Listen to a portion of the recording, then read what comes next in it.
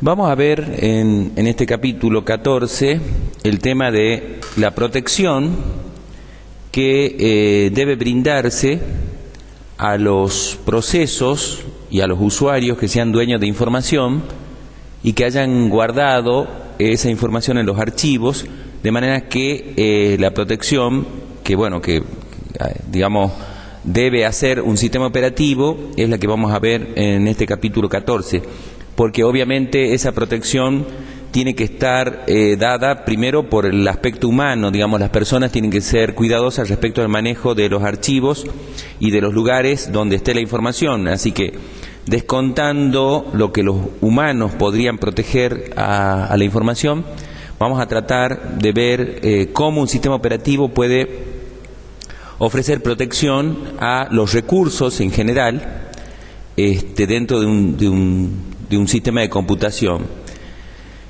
Entonces, este capítulo, a diferencia del capítulo que sigue, que es el capítulo 15, va a tratar el tema de cómo el sistema operativo va a ofrecer esa protección en un sistema de computación, no en un sistema interconectado de varios sistemas, o sea, no en una red, sino el capítulo 14 se va a dedicar a ver cómo un sistema operativo puede controlar la actividad de los procesos dentro de un mismo sistema de computación, es decir, dentro de un computador. Por lo que tiene un enfoque diferente el capítulo 14 del capítulo 15. Aquí ya se cuenta de que todo el mundo que acceda a este sistema de computación va a autenticarse y por lo tanto se va a saber de quién se trata, y entonces, como va a ser un usuario habilitado al sistema, se le va a permitir el acceso, pero solamente a los lugares y a los recursos que él esté capacitado o esté autorizado.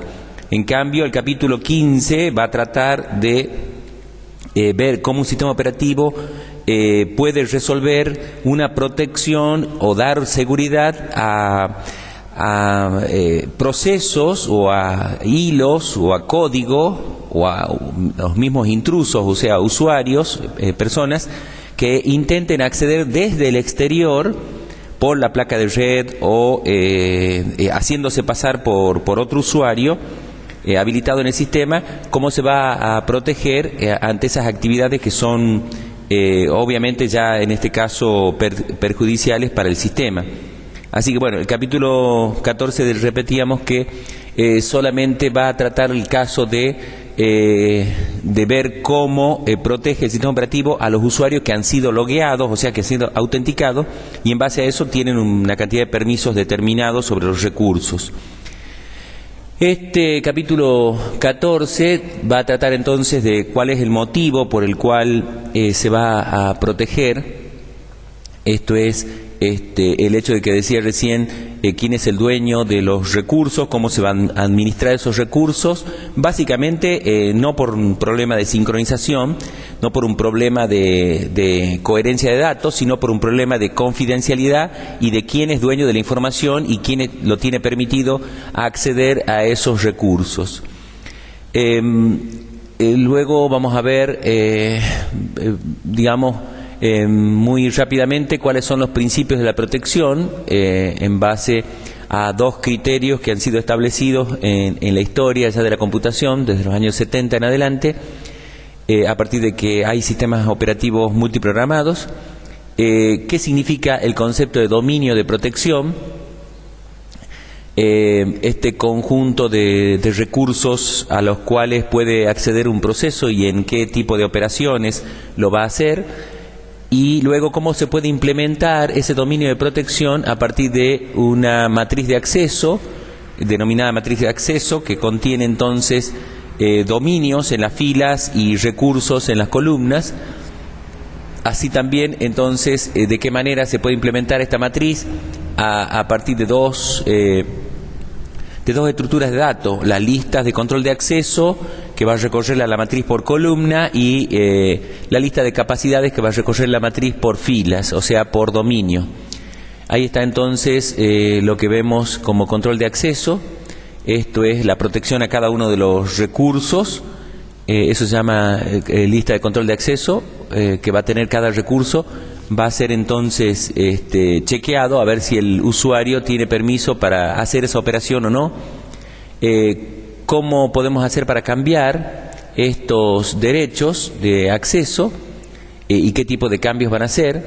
Y bueno, aquellos sistemas operativos que prefieren trabajarlo al usuario con todos sus permisos, es decir, con las capacidades que él va a tener para acceder a los recursos. Esto es lo que se llama lista de capacidades. Y bueno, cómo es que algunos lenguajes podrían ofrecer alguna protección digamos de grano más fino, que sea una cosa más refinada que lo que puede brindar el sistema operativo, que en definitiva no sabe cómo es la aplicación y cuáles son los criterios que tiene la aplicación para cuidar la protección de algunos recursos. Vemos entonces que en este capítulo los objetivos van a ser que el lector, que el alumno entienda cuáles son las responsabilidades de un sistema operativo para cuidar esa protección, para hacer esa protección a los recursos que son de los usuarios, y cómo le brinda esas herramientas a través de estas listas de control de acceso o matrices de acceso, para que el usuario a través de las aplicaciones pueda digamos hacer uso o hacer llamadas al sistema para pedir o para modificar algunos de los criterios que él ya ha fijado de antemano para proteger estos recursos. Así que bueno, vamos a ver ¿por qué se trata de proteger? Bueno, básicamente se trata de proteger porque estamos en un modelo de un sistema operativo que va a gobernar un sistema de computación que es multiusuario y que es obviamente multiprogramado.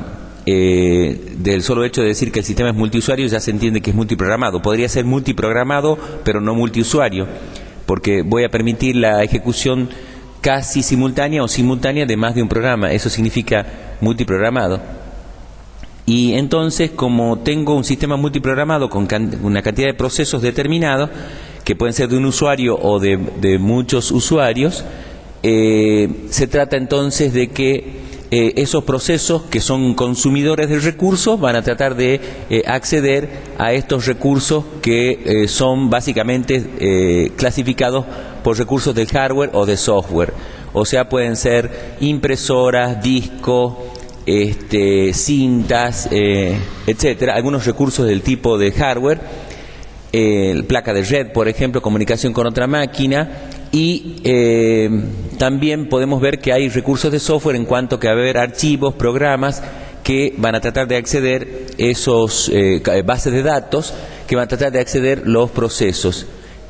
Así que bueno, de eso se trata, de que hay que proteger, porque las organizaciones tienen cierta confidencialidad y quieren tener cierta seguridad para que los datos no sean accedidos por cualquier usuario. Lo bueno que tiene es que para poder proteger podemos usar el concepto, la abstracción de objeto, así que cada recurso puede ser envuelto en un concepto de objeto y le damos un nombre, y a partir de ahí también le permitimos ciertas operaciones que, bueno, dependiendo del lenguaje que se trate, se llamarán métodos, se llamarán procedimientos a las operaciones que están definidas para actuar sobre un objeto en particular. Así que se trata de que la protección que va a brindar un sistema operativo con reglas generales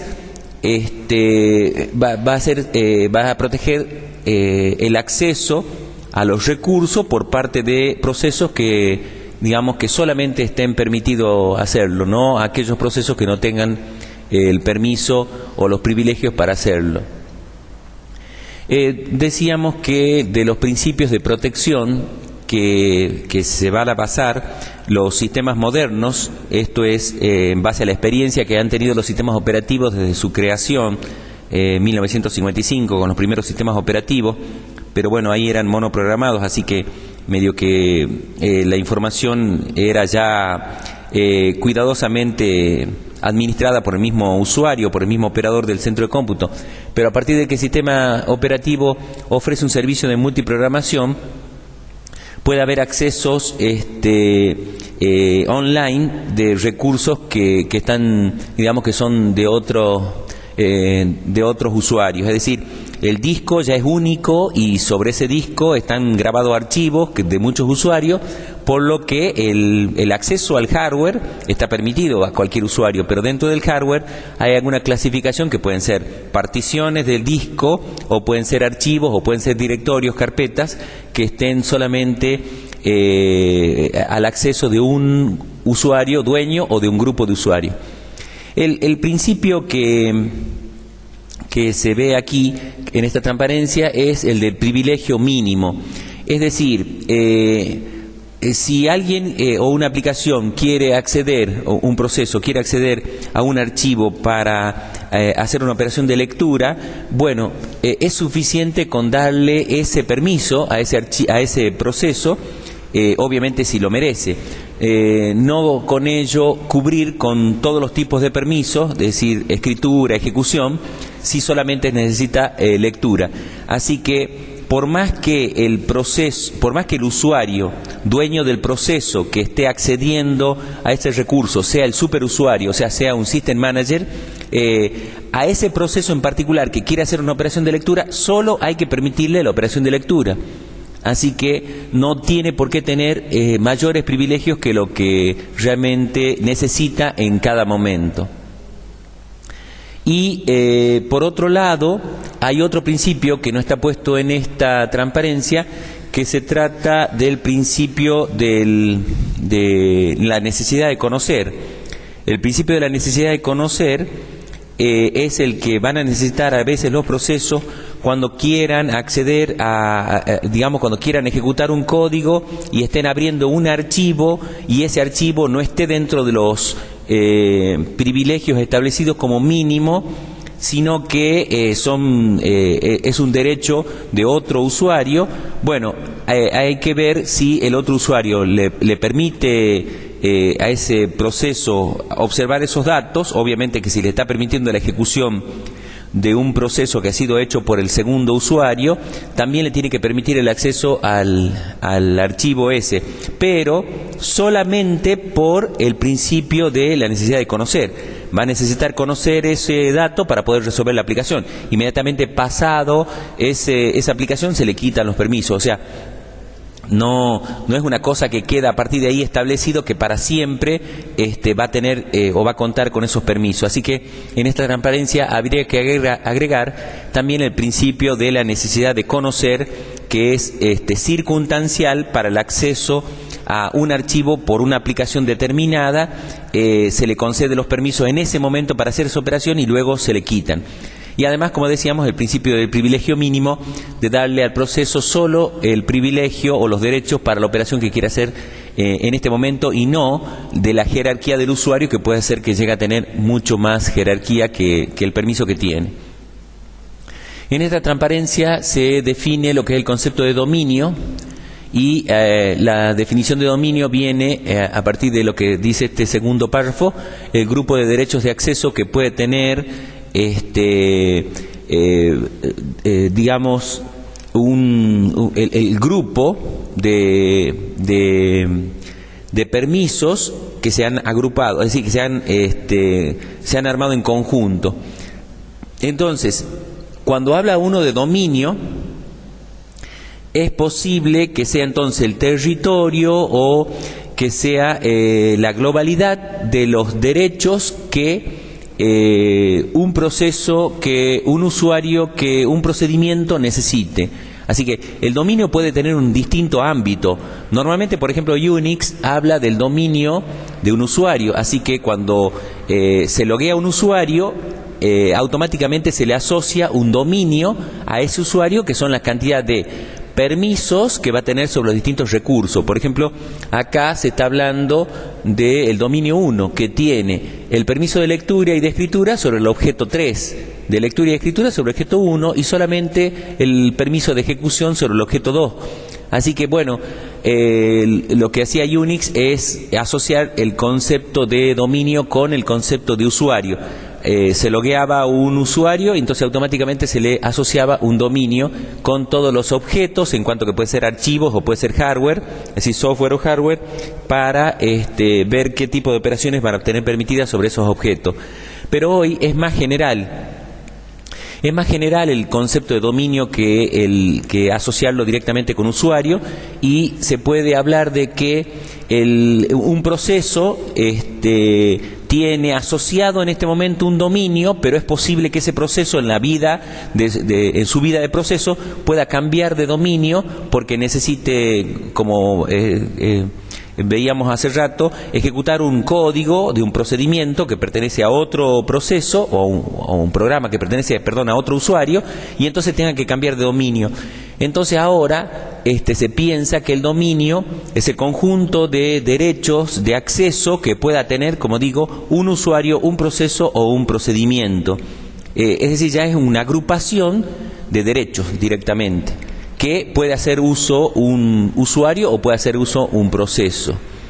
Y bueno, en esta transparencia también se ve de que los dominios pueden tener puntos en común o intersección, como en el caso de el dominio 2 y el dominio 3, que están compartiendo ambos el mismo derecho de impresión sobre el objeto 4.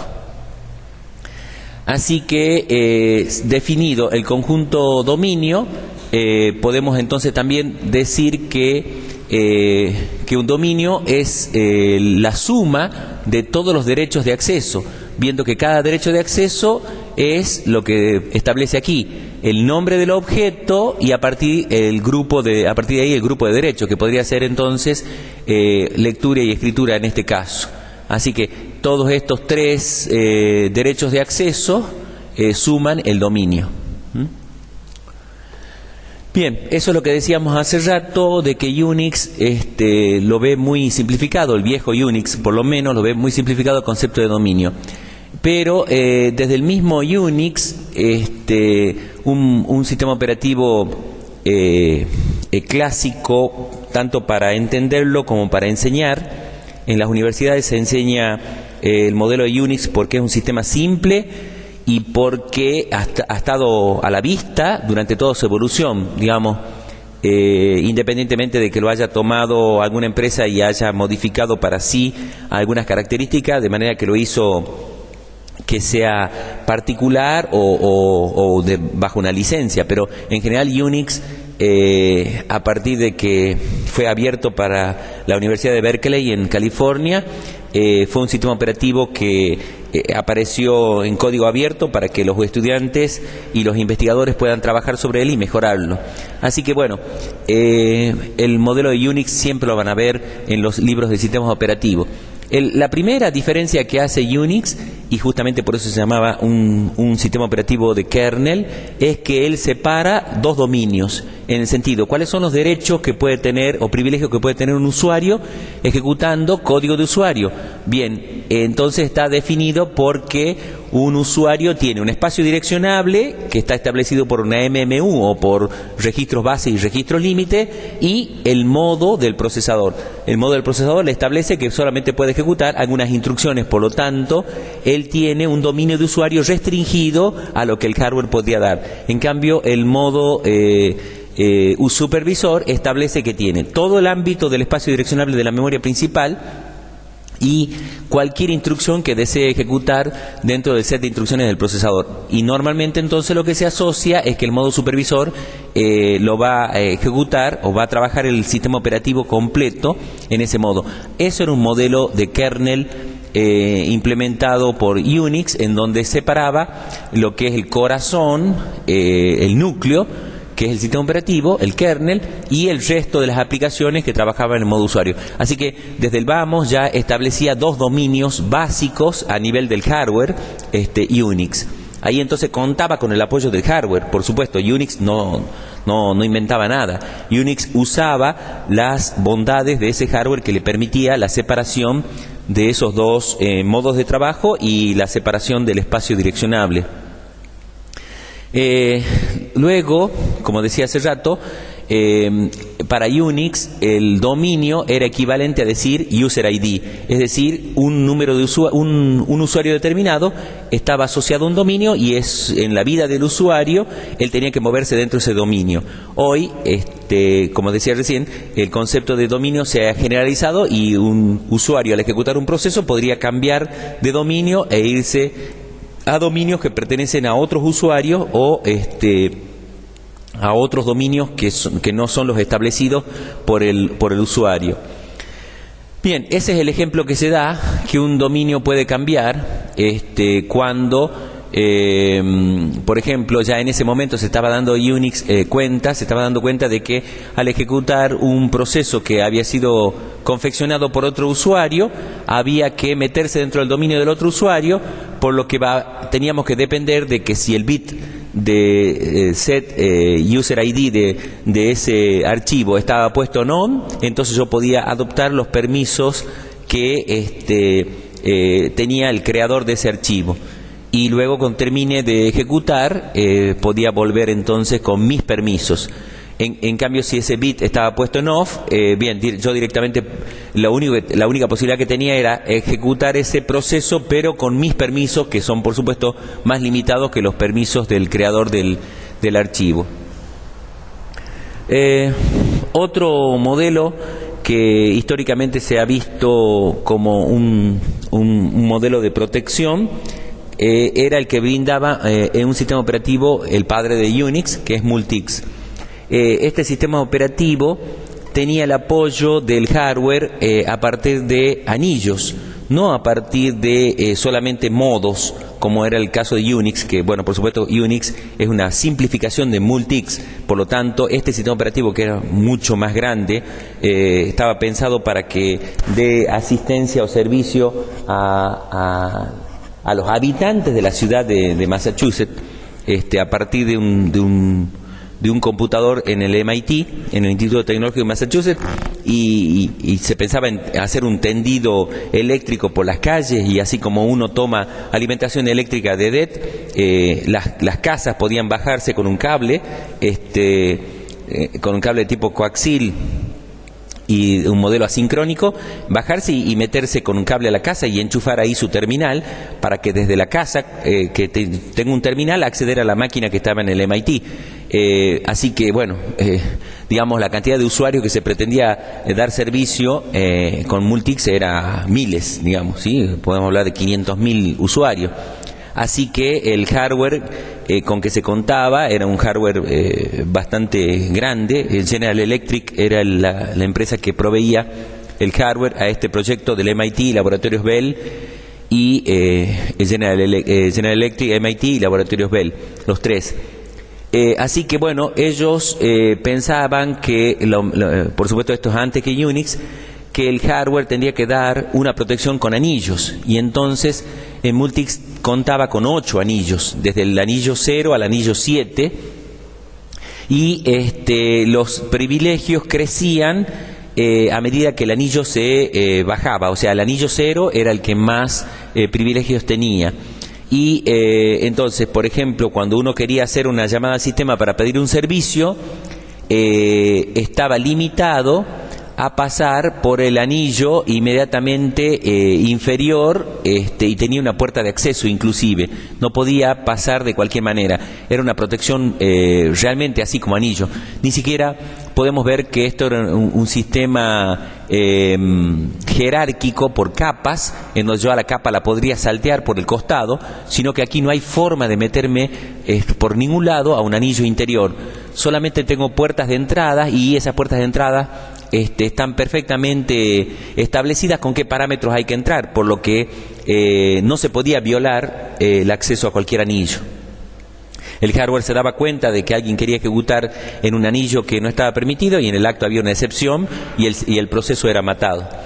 Así que los accesos a los anillos tenían que ser capa por capa, perfectamente ordenados, con los parámetros adecuados y con los puntos de acceso predefinidos como permisos. Por lo tanto, era un sistema súper complejo, pero muy seguro. Muy seguro porque justamente estaba pensado en que podía soportar miles de terminales de gente que esté corriendo sus propios procesos y que, bueno, había que dar mucha seguridad a este sistema. Hay libros sobre Multics, sobre los modelos de este sistema operativo excelente, al cual se le puso mucho esfuerzo. Es un proyecto que llevó millones de dólares y que, bueno, no es que digamos no tuvo éxito, digamos, no se llegó a implementar con la primera idea de dar servicio a los habitantes de Massachusetts, más que de Massachusetts, de Boston, de la ciudad de Boston. Massachusetts es todo el estado, sino que, bueno, el proyecto después llevó mucho tiempo, se hicieron los avances y, por ejemplo, el MIT siguió solo el proyecto y le brindó y lo vendió al sistema operativo a Chrysler, y lo vendió a otra empresa también grande del nivel de Chrysler o Ford, que lo tuvieron usando como 20 años este sistema operativo. Pero de ahí, lo bueno que tiene es que muchos de los investigadores, tanto de los laboratorios Bell como de Massachusetts, del Instituto Tecnológico de Massachusetts, salieron para, digamos, con el aprendizaje que tuvieron con el Multics, les sirvió para entonces iniciar, por ejemplo, el proyecto de Unix, en el caso de Thomson, en los laboratorios Bell. Bueno, en esta transparencia vemos cómo el concepto de dominio puede ser implementado a través de lo que se conoce como una matriz de acceso. Es decir, el conjunto de derechos, es decir, de recursos y las operaciones permitidas se van a implementar junto con el concepto de dominio. Entonces, dominio vamos a ver que lo vamos a tener en las filas y recursos los vamos a tener en las columnas, ¿sí? De esa manera entonces podemos llevar a cabo o implementar el concepto de dominio. Así que un elemento cualquiera de la matriz va a representar, por ejemplo aquí el elemento access IJ va a representar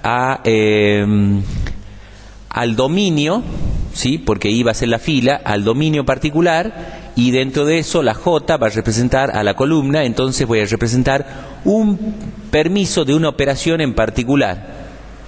Así que ahí voy a representar a una operación o a un grupo de operaciones que el dominio I puede tener cuando invoca al objeto J. Esto es entonces la matriz de acceso que se graba o se asienta como estructura dentro de una estructura del sistema operativo. Entonces, cualquiera que esté ejecutando un proceso en un momento dado, se establece con qué dominio está trabajando ese proceso, bien, y qué recurso quiere acceder. El archivo 2. El archivo 2, bueno, solamente tiene permiso de lectura. Y cuando haga una llamada al sistema, se controla, se accede a esa tabla y se fija si esa llamada al sistema quiere abrir el archivo 2 para lectura, bien, es permitido, siga. No quiere abrir para escritura, bueno, entonces el proceso muere directamente porque la operación no está permitida. Otra de las cuestiones, digamos, que hay que ver dentro de la matriz de acceso, bueno, es qué tipo de protección puede darse. No tan solo es estática como se muestra en esta matriz. Esto es una protección estática, ya está establecido quién tiene qué dominio y qué operaciones permitidas sobre esos objetos. En esta transparencia se dice que la protección que se puede llevar a cabo, o sea, la protección que un sistema operativo puede brindar, puede ser dinámica. Es decir, que se puede cambiar el tipo de operación que se va a hacer sobre cada recurso. Se pueden agregar permisos, se pueden borrar, se pueden copiar permisos, ¿sí?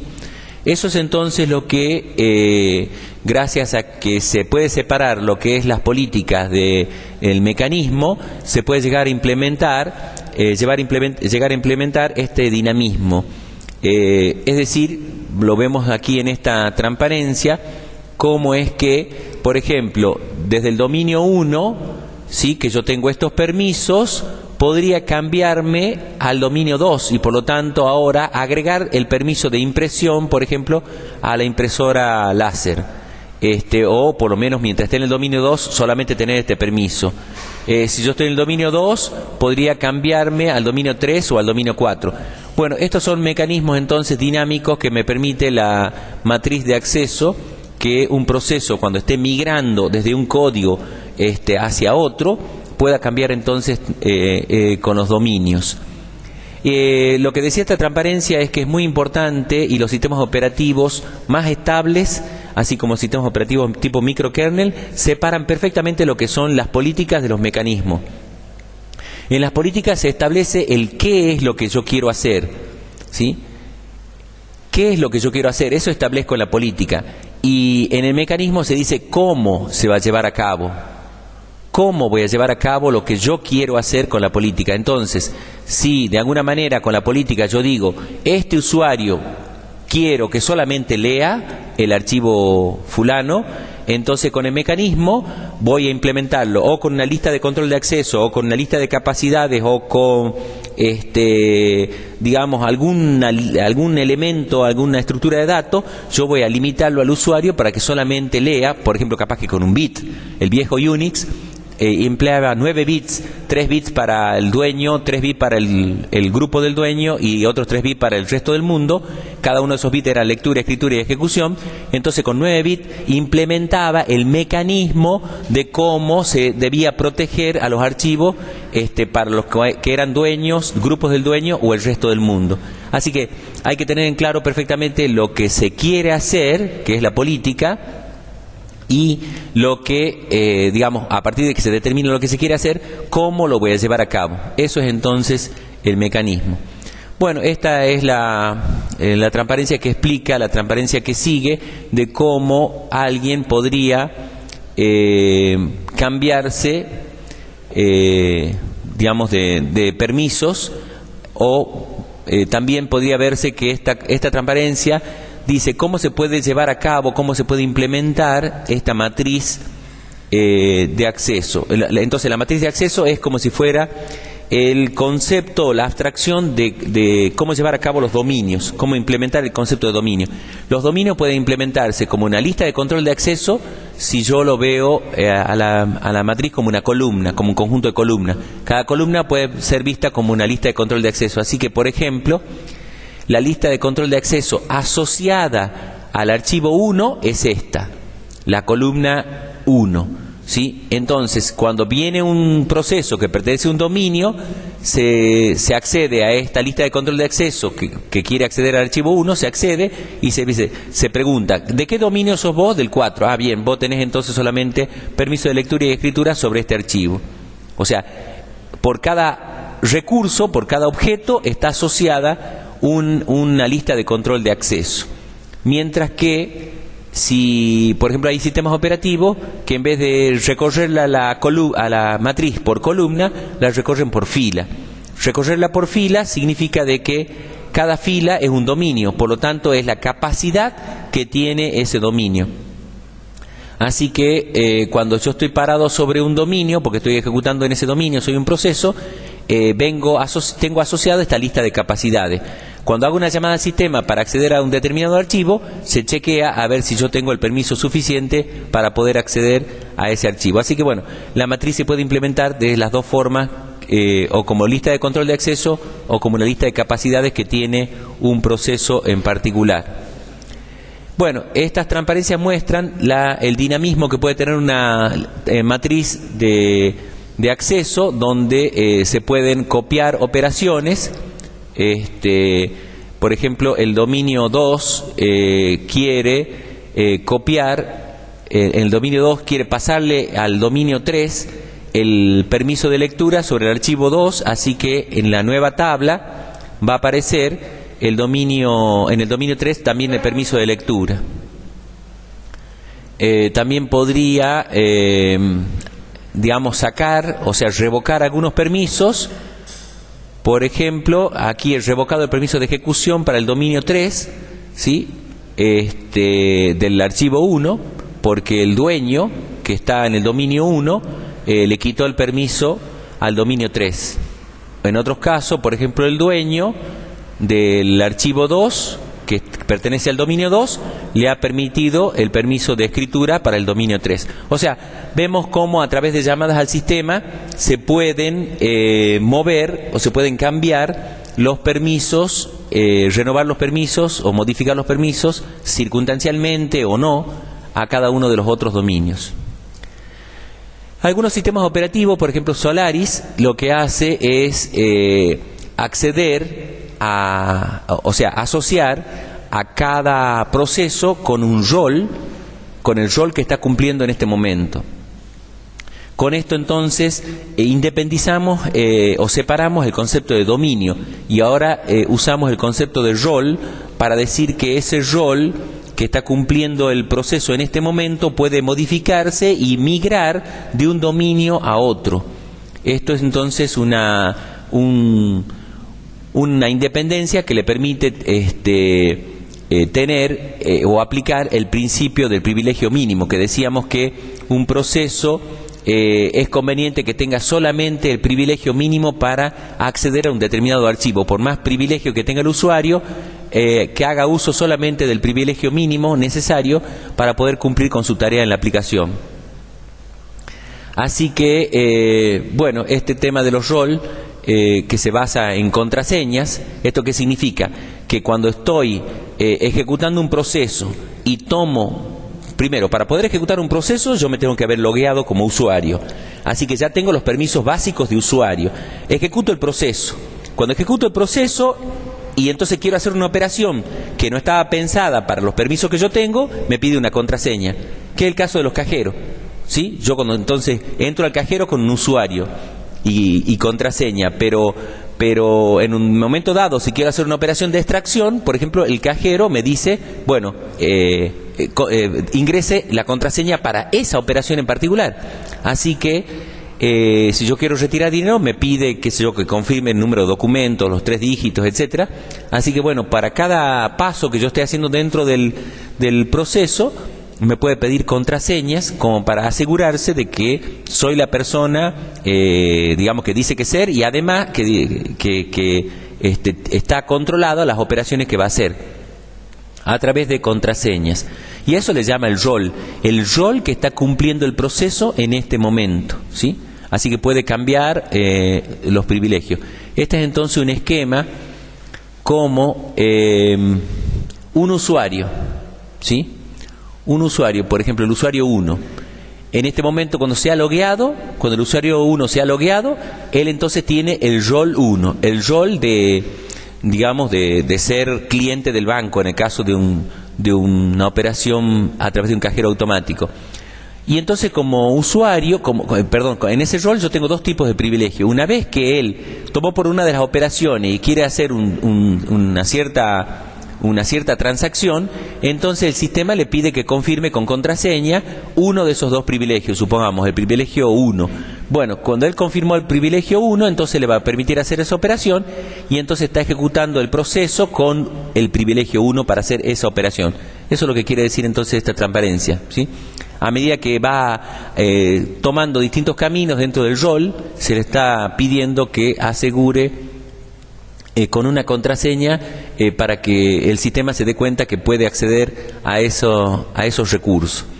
Así que bueno, veíamos que la lista de control de acceso o la lista de capacidades pueden modificarse los derechos que tenga. En el caso de la lista de acceso, dice que la modificación o la eliminación de los derechos es muy simple e inmediato.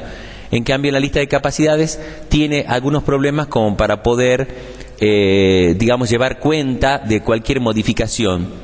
¿Por qué? Porque como está hablando de la lista de capacidades y es un dominio que tiene distintas capacidades para distintos recursos, tengo que modificar muchos punteros cuando quiero hacer una modificación a la lista de capacidades. En cambio, en la lista de control de acceso es más sencillo esa modificación. En esta transparencia está mostrando lo que un sistema operativo como Hydra digamos, ofrece como protección a las operaciones que pueden hacer sus procesos cuando se están ejecutando, y es un sistema operativo bastante complejo y ofrece una protección muy detallada, muy fina para cada una de las operaciones que se quieren hacer. Lo que pasa es que se llegó a un límite de decir que un sistema operativo no puede seguir ofreciendo una gama infinita de posibilidades o de granularidad fina para los distintos tipos de recursos que tenga, porque bueno, no se sabe exactamente qué es lo que quiere hacer la aplicación y quién lo quiere hacer dentro de esa aplicación. Así que Hydra es un ejemplo, cuando ustedes lean el apunte, el libro es un ejemplo de lo complejo que pueden ser los derechos de acceso, mucho más que una matriz de acceso, ¿sí? Como la que veíamos recién. Sí, así que, bueno, digamos, este sistema operativo, digamos, por el hecho de ofrecer una protección tan fina respecto de operaciones muy particulares dentro de los recursos, hace que el sistema sea muy pesado y muy lento para moverse, así que necesita un buen recurso de hardware para que esto sea realmente eficiente en un sistema operativo como Hydra. Un sistema operativo, el sistema operativo CAP de la Universidad de Cambridge, agrega el concepto de capacidad de software a la capacidad de datos.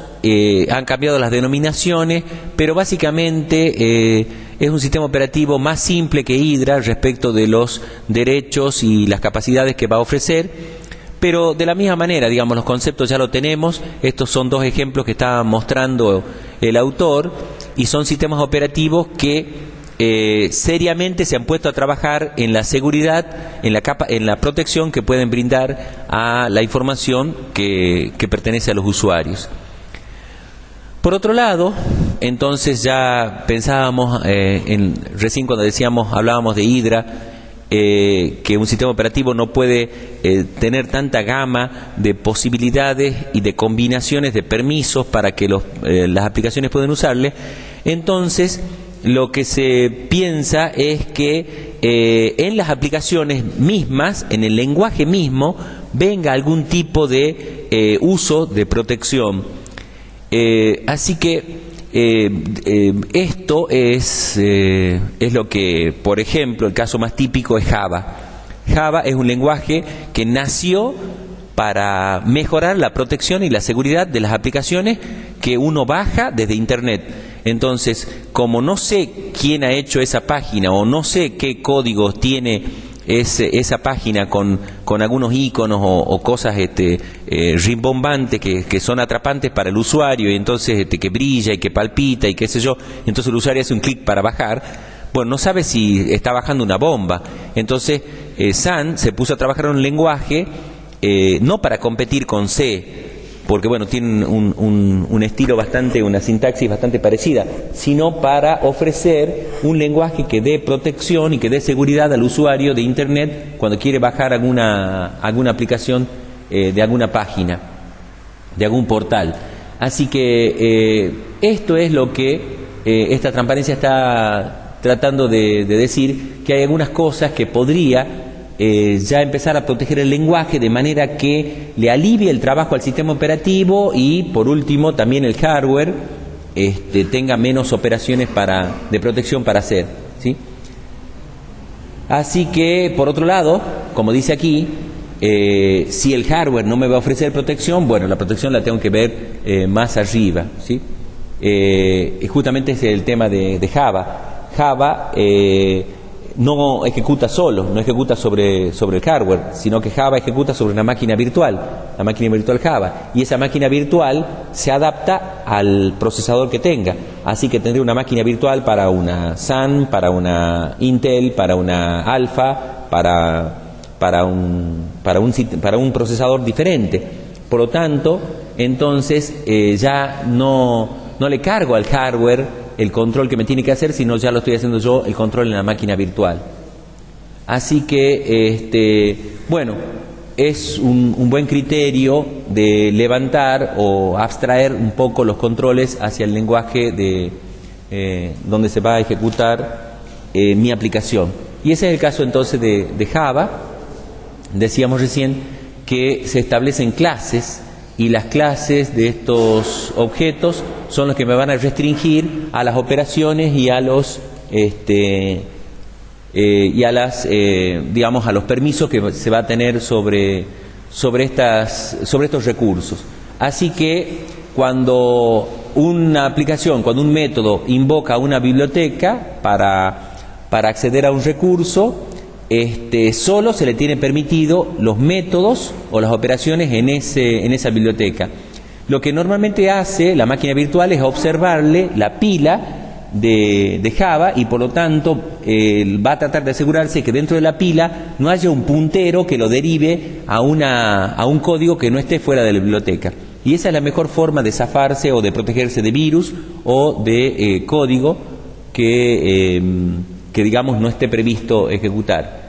Así que bueno, en esta transparencia se muestra cómo se pueden separar lo que son las clases. A partir de ahí, como esto es un sistema que va a estar conectado en la red, va a tener los sockets adecuados, es decir, los enchufes o los puertos asociados a una máquina, y por lo tanto hay operaciones solamente permitidas en esos puertos, por lo tanto todo está previsto para